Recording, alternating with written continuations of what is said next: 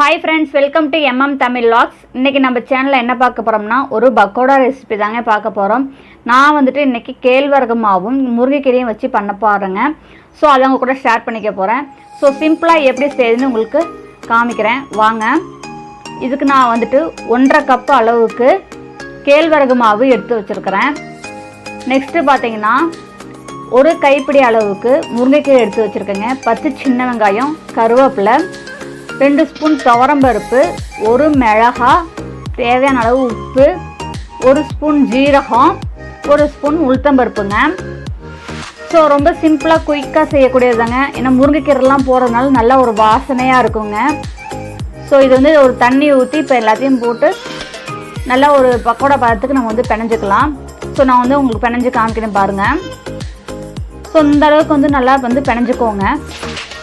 ரொம்ப தண்ணி ஊற்றி தான் வந்துட்டு நல்லா வந்துட்டு தண்ணி ஆகிடுங்க. ஸோ இந்த அளவுக்கு வந்துட்டு பிணைஞ்சிக்கோங்க. ரொம்ப கெட்டியாகவும் வேண்டாம்.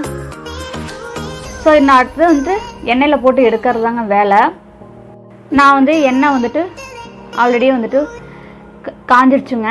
இப்போ சின்ன சின்னதாக நம்ம வந்து இதில் போட்டுக்கலாம். நல்லா மொறுன்னு இருக்குங்க. நல்லா சின்ன சின்னதாக வந்து போடுங்க. ஏன்னா குட்டீஸ்லாம் ரொம்ப பிடிக்கும். ஸோ இந்த மாதிரி சின்ன சின்னதாக குட்டி குட்டியாக போட்டுக்கோங்க. உங்களுக்கு பெருசாக வேணாலும் பெருசாக போட்டுக்கோங்க.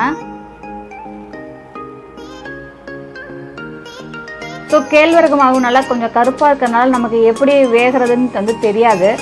ஸோ இந்த பபுள்ஸ்லாம் ஓரளவுக்கு அடங்கினாதாங்க வந்துட்டு பக்கோடா வந்து வெந்ததாக அர்த்தம். ஸோ இந்த மாதிரி எல்லாம் வந்துட்டு சின்ன சின்னதாக போட்டுக்கோங்க.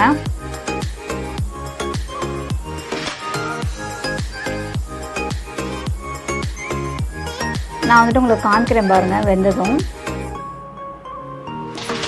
ஸோ அப்படியே ஒரு கரண்டியை வச்சு நல்லா வந்துட்டு அப்படியே திருப்பி போடுங்க. ரொம்ப சிம்பிளாக குயிக்காக செய்யக்கூடியதாங்க. ஏன்னா அந்த துவரம்பருப்பு உளுத்தம்பருப்புலாம் வந்து நல்ல ஒரு க்ரன்ச்சினஸ் நமக்கு வந்து கிடைக்கும். முருங்கைக்கீரையும் போட்டிருக்கிறதுனால நல்ல ஒரு வாசனையாக இருக்குங்க. ஸோ இங்கே பாருங்கள் ஓரளவுக்கு வெந்திருக்கு. இன்னும் கொஞ்சம் நேரம் வேகணுங்க. ஸோ இந்த மாதிரி ஒரு கரண்டியை வச்சு நல்லா வந்து அப்படியே வந்துட்டு கிளறி விட்டுட்டே இருங்க. ஒரு 2 நிமிஷம் 3 நிமிஷம் இருக்க. ஸோ நான் உங்களுக்கு வெந்தது இப்போ காமிக்கிறேன் பாருங்கள். இந்த அளவுக்கு வெந்தால் போதும். ஸோ ரொம்ப சிம்பிளாக குயிக்காக செய்யக்கூடியது தாங்க. நல்ல ஒரு வாசனையாக இருக்கும் இந்த பக்கோடா. நான் இப்போ உங்களுக்கு காமிக்கிறேன் பாருங்கள். நல்லா வெந்திருக்கு பாருங்கள்.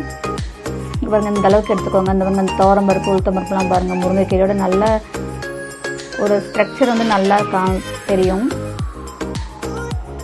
ஸோ வந்துட்டு பக்கோடா வந்து ரெடிங்க இப்போ. ஸோ இந்த வீடியோ உங்களுக்கு பிடிச்சிருந்தா லைக் பண்ணுங்கள், ஷேர் பண்ணுங்கள், மறக்காமல் கமெண்ட் பண்ணுங்கள். தேங்க்யூ.